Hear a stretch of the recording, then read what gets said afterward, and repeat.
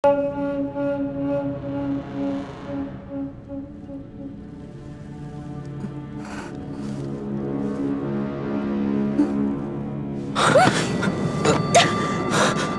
干什么？你干什么？我滚！小师妹，我走。小师妹，我也是一时冲昏了头，情不自禁。情不自禁？你还有没有一点廉耻心？你明明知道我跟大师兄定了亲，我是为了大明的太子妃啊！你还知道你跟大师兄定了亲，是为了大明太子妃？那你还跟康熙？你可以和大秦的狗皇帝亲热，我亲你一下，就变成了不知廉耻是吧？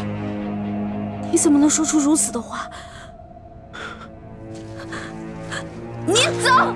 我不想再看见你了。小师妹，我错了，我错了。那要不我现在带你去找大师兄啊？你是不是一直知道大师兄在哪儿等我们？你为什么不带我过去？你把我抱进山洞，到底想干什么？走！滚！我数3个数，如果你再不走的话，你再不走我就咬死自己。好，我走，3，我走。滚！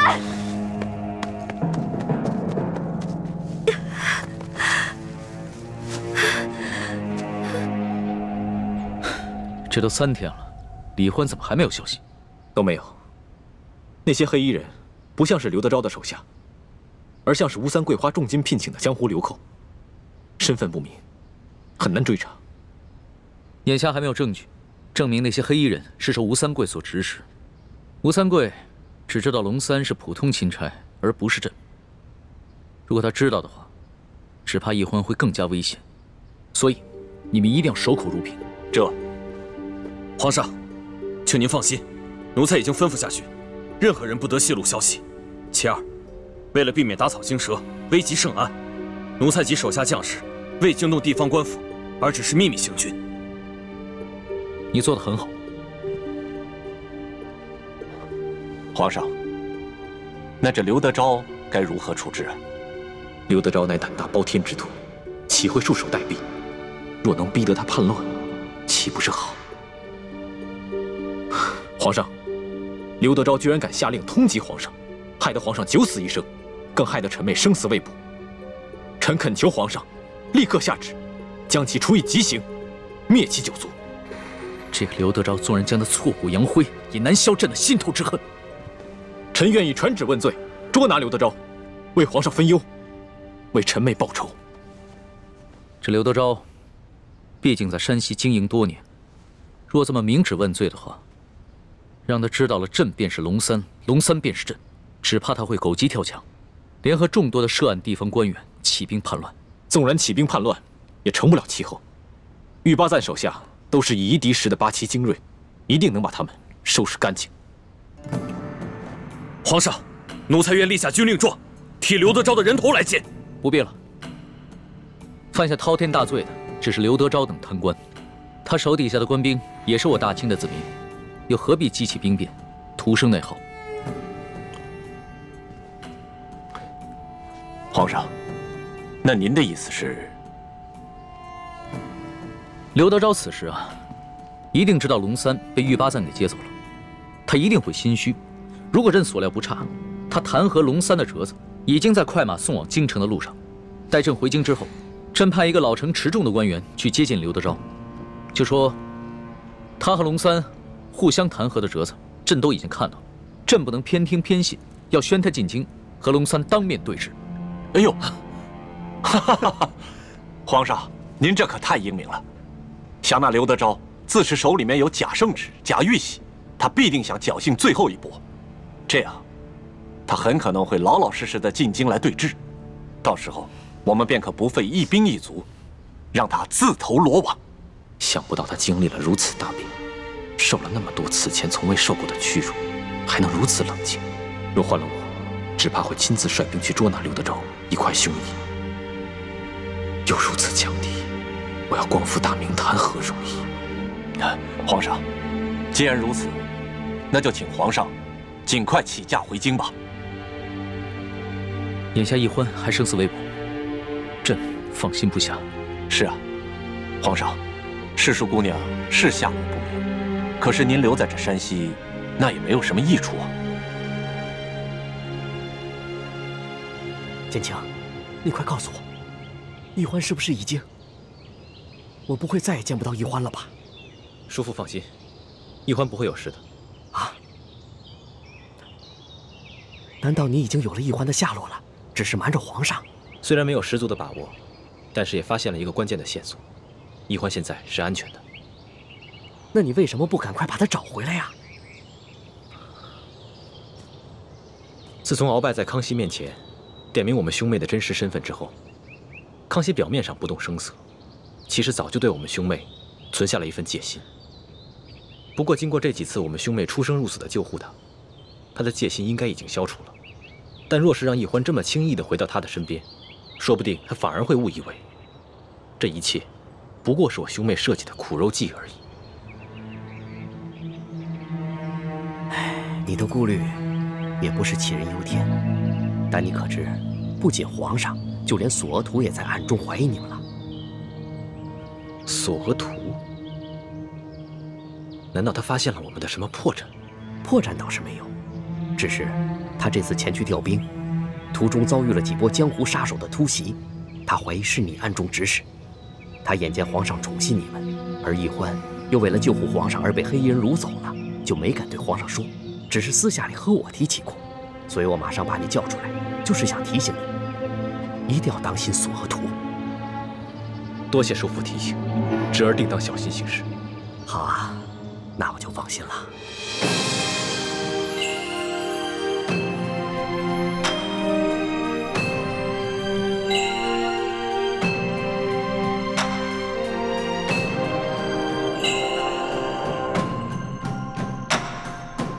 皇祖母，可是有皇上消息了？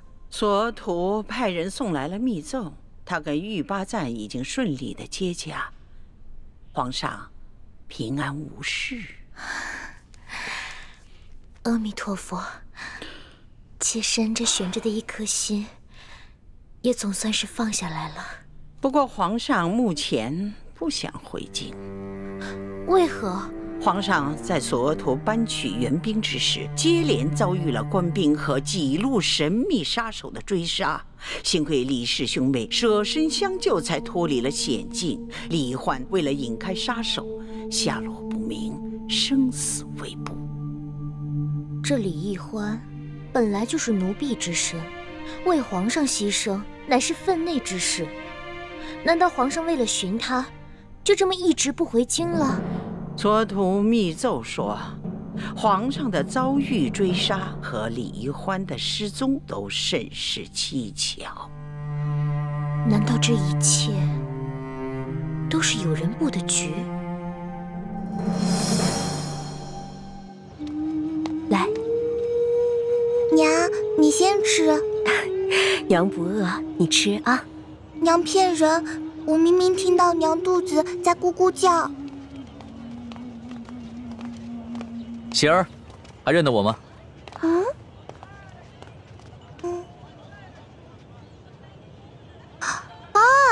大哥哥，是你呀！喜儿，在吃什么呢？我娘煮的野菜糊糊，家里的米面都吃完了，只能吃野菜了。我娘说要再过几天，连野菜都没得吃了。这位公子爷是？我就是那日分走半张白面烧饼的叫花子，这次过来兑现对喜儿的承诺，还你们肉饼。真的，娘，我就说嘛，大哥哥是不会骗我的。哎呦，你看我这眼睛，那日小夫人说话多有得罪，还望公子大人有大量，不要以小夫人一般见识。没事的，大嫂，在这灾荒之年，人人都只能顾自己。这喜儿啊，能把仅有的一张烧饼分我一半，这等大恩，也是让我终身难忘的。来，啊，肉饼，整整10张肉饼，赶紧吃吧。娘，你先吃吧。谢谢公子爷。大嫂，能不能把这碗野菜糊糊给我喝呀？这公子一看就是出身不凡的大富大贵之人，如何喝得这个呀？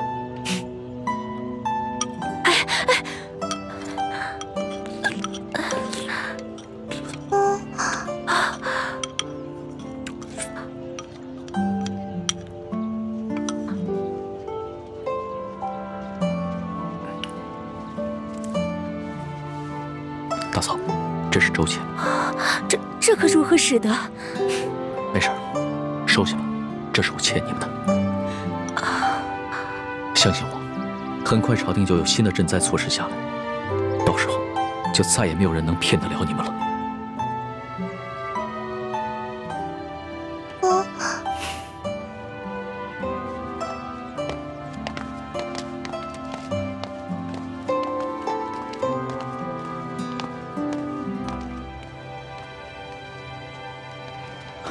李太医，眼下医患还没有消息，但是我已经决定明日回京，你不会怪我吧？主子言重了，主子乃万圣之尊，不宜久离京城。而且太皇太后已经传来懿旨，催主子回宫了。最重要的是，眼下山西有数十万的灾民急需朝廷的救助，更有看似表面祥和，其实已经危机四伏的朝局，需要我去治理整顿。这也是奕婚为何宁可牺牲自己，也要救我的原因。所以，我不能辜负他。主子能以国事为重，是臣妹之幸，更是天下百姓之幸。请主子安心返回京城，寻找营救臣妹之事，就交给臣去做吧。臣正在想办法，通过一些江湖人士，打探那些黑衣杀手的下落，相信很快便会有消息。那一切都拜托你了。其实，在我的心里，你已并非我的臣下，而是我的朋友。奕欢更是我唯一的红颜知己。如果他，那将是我穷尽终生都无法弥补的遗憾。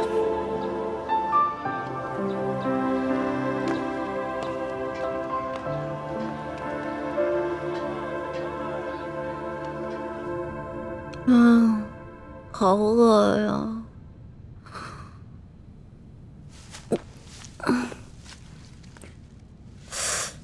伤也好的差不多了，要不然出去找点吃的。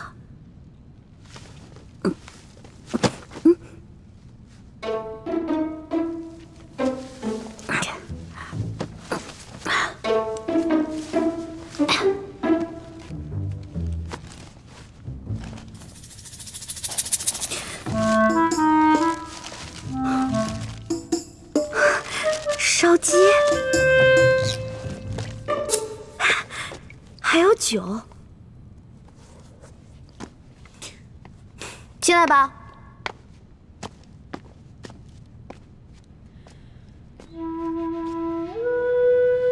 我不是说让你滚了吗？我滚了，我真的滚了。可是你的伤没好，我不放心你，而且我算了一下，我留给你的水啊、干粮还有药，你差不多也应该吃完了，所以我就又回来了。你如果真的关心我，就应该把我的行踪告诉朱哥哥，让他来接我。没脸见他。我前不久做了一个很怪的梦，我梦见有个人跟我开玩笑，我推开他，还让他滚。不过现在我的伤好的差不多了，那个怪梦我也都忘了。真的啊？哎，不好的梦，忘了就忘了吧。但是下不为例。快吃吧。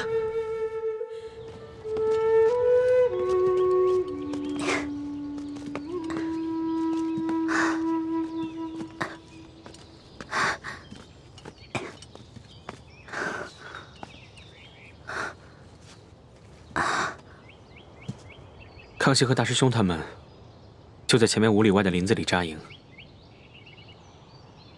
我不能继续再往前走了，会惊动林中暗哨。叶哥哥，你赶紧去找倩影姐姐会合吧。这几天她一直在吴应奇那边帮你撒谎，一定很辛苦。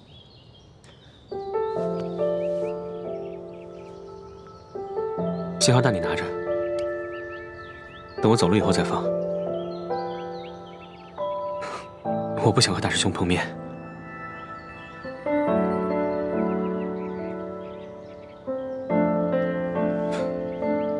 好好照顾自己啊！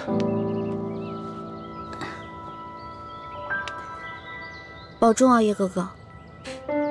你也是，京城再见，保重。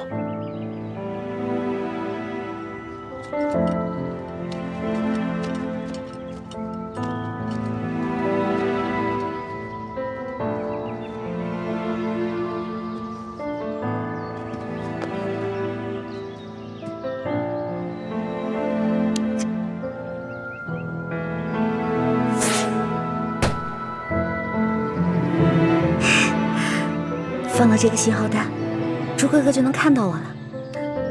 如果猪哥哥和龙小弟知道我平安归来的话，肯定像两个小傻子一样，嘿嘿，乐疯了吧？猪哥哥，你得快点来接我啊！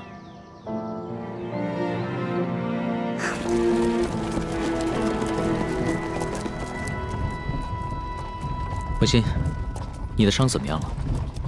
已经没有大碍了。 多谢皇上关心。以前在宫里啊，朕只觉得你温婉博学、知书达理，没想到你还如此有胆有识，屡次不惜性命救朕。就只此一点，整个后宫无人能及你。那叶欢呢？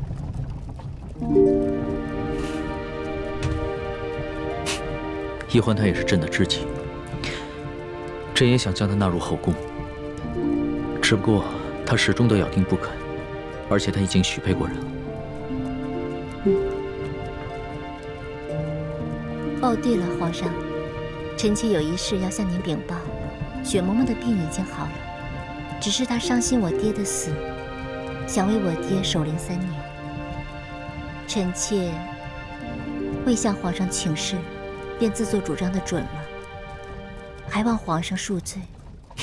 雪嬷嬷忠心护主，就由她去吧。这些小事你自己决定就行了。是。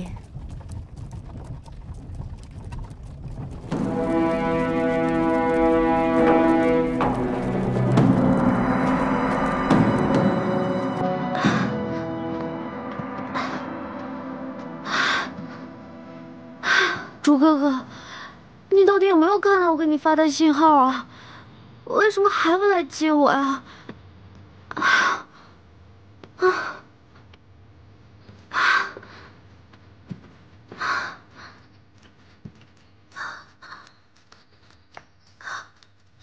这位大哥啊，我想问一下，驻扎在附近的军营呢？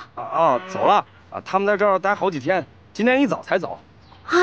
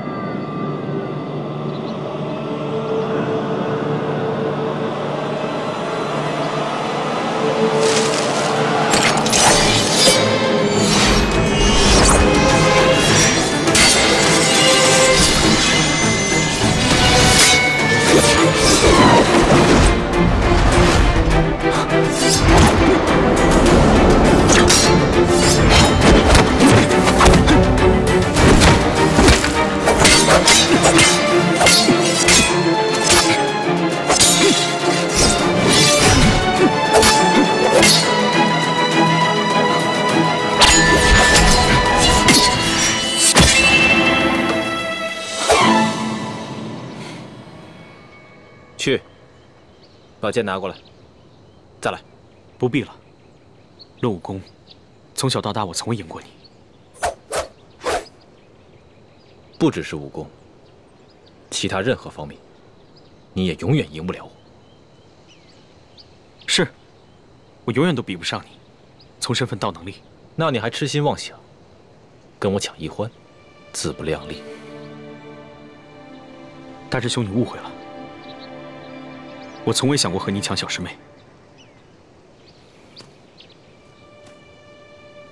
欢妹是不是在你手上？我今天早上就把她送回清军营地了。你没见到她吗？她能平安回来就好。这几天我一直四处寻找你们，没有在营地里，你怎么知道是我救的易欢？那夜，我找到康熙以后，就去追踪那批黑衣人的下落，结果发现，他们全都被人一剑毙命。你的剑法我再了解不过了，就知道，是你及时赶到，救下了易欢。可我还是去得晚了一步。小师妹的脚被他们给刺伤了，失血过多，已经昏了过去。我只好找了一个安全的地方给她疗伤。既然这样，你为什么不送她回来？也没有给我发信号。我给你们发了那么多信号，你居然一个都没有回应我。不要给自己找借口。是男人，就要敢做敢当。好，我敢做敢当，是因为我太久都没有见到小师妹了。好不容易见到她，我不想那么快就跟她分开。我只是想好好照顾她几日。真的只想照顾她几日这么简单？大师兄，你这么说，侮辱了我这个师弟不要紧，你还侮辱了易欢，更侮辱了你自己。好，我暂且相信你。不过你给我记住了，注意自己的身份，否则我绝不饶你。其实你不必像防贼一样的防着我，我对小师妹的心伤不了你，倒是小师妹的心。她的心怎么了？大师兄又何必自欺欺人呢？小师妹虽然武功平平，但如果就论轻功来说，连大师兄你也要甘拜下风。她是为谁预选的？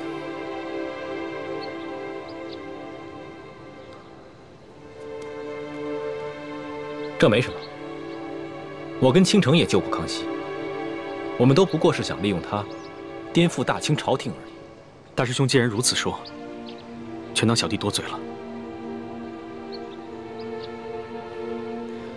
我还要赶去跟樊师姐会合，先告辞了。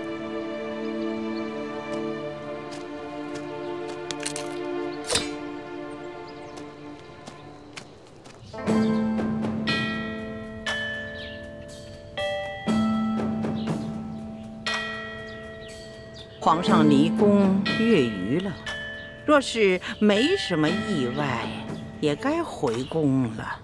妾身心里也是这般想的，今儿一早很早就醒了，就盼着皇上能早点回宫。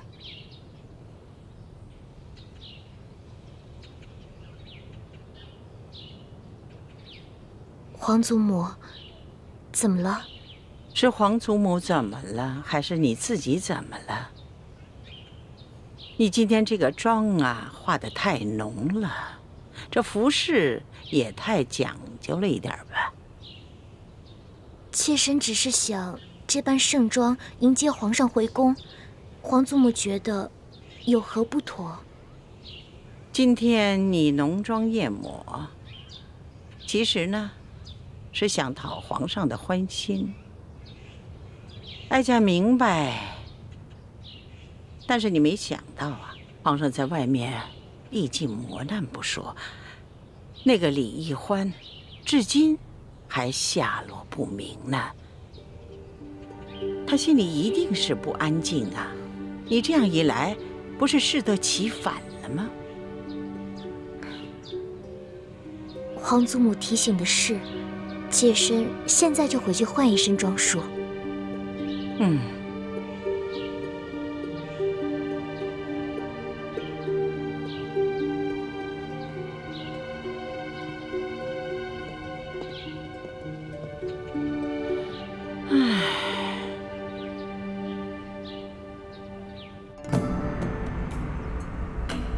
孙儿给皇祖母请安。皇上啊，快请起呀！来，坐下，坐下。哎，都起来吧。孙儿啊，你这次为府私访收获一定很大呀！嗯，看这个精气神儿跟以往都不同了。皇祖母，此次出巡确实受益匪浅。大有出宫一趟胜读10年书之感。那为何要愁眉不展呢？叶欢为了救孙儿，落入了一群黑衣蒙面人之手，至今生死未卜，下落不明。孙儿的心里很是担心。这一皇姑娘能够拯救皇上，这是她的本分呢，这是应该的，这是她的荣耀啊！哀家一定会派人把她寻找回来才是。皇上不必太难过。皇后，朕还是第一次见你穿这么素的淡妆呢。皇上微服查访赈灾，受尽磨难，妾身在宫中理应与皇上同心，与民同忧，自然要穿得素淡一些。皇后有心了。对了，朕还有一件事要与你商量。皇上言重了，无论任何事情，妾身都听凭皇上裁夺。哎，你是这后宫之主，这后宫中的事情，当然要征询一下你的意见。此次丽嫔随朕出巡，几次为了救朕，不惜牺牲自己的性命。她的爹爹舒建也因公殉职，只留下这么一个孤女。所以，朕想升她为丽妃，再追封她爹为二等公。不知你意下如何？丽嫔妹妹温柔贤淑，妾身平常也一直很偏疼她。此次出行又护驾有功，自当嘉奖。皇上升丽嫔为妃，乃是后宫大喜之事，妾身十分赞同皇上的决定。好，那丽嫔升丽妃的典仪就交给你办了。妾身自当用心操持，皇上尽管放心。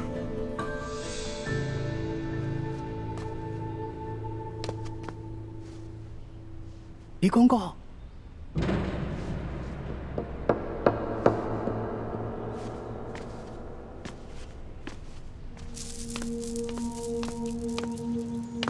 叽叽喳喳的，怎么这么没规矩？什么事？之前皇上不是吩咐过，一旦有世淑姑娘或者李太医的消息，就立刻过来禀报吗？怎么样？可是有易欢的消息了？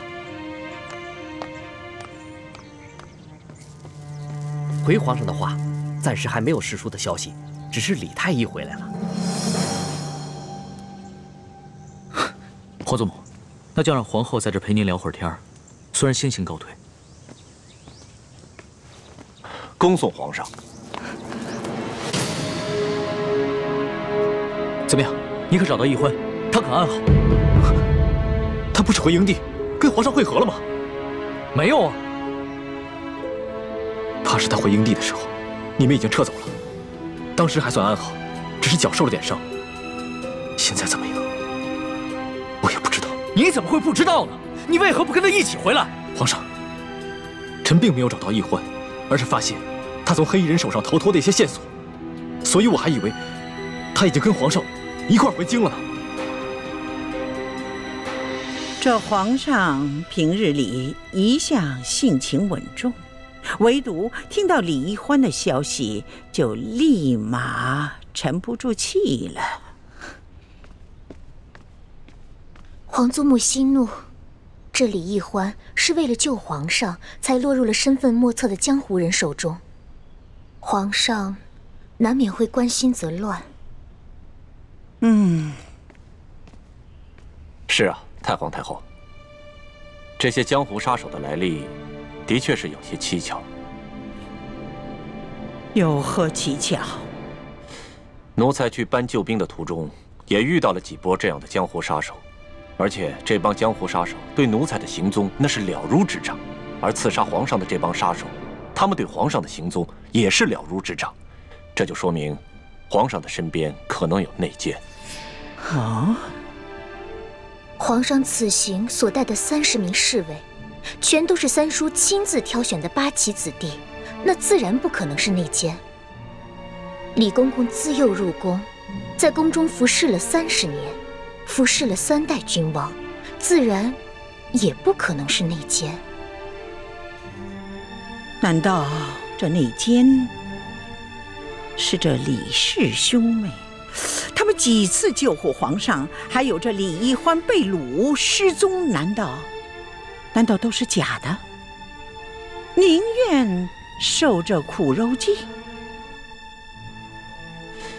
李德福，哎，老奴在。这一次你一直是跟着皇上啊。这索额图调兵之后，你一直是在皇上身边，你有什么发现？回太皇太后，奴才没有发现李氏兄妹有什么异常。至于那些江湖杀手，奴才倒是听皇上说过，好像是平西王的手下。这些杀手跟刺杀书剑、抢走金钥匙的那帮盗匪似乎是同一拨人。吴三桂，这也有可能。难道这李氏兄妹是吴三桂的人吗？依奴才一路上的观察，没有发现这李氏兄妹跟吴三桂有什么瓜葛。太皇太后，在没有确凿的证据之前，恐怕还不宜妄下论断。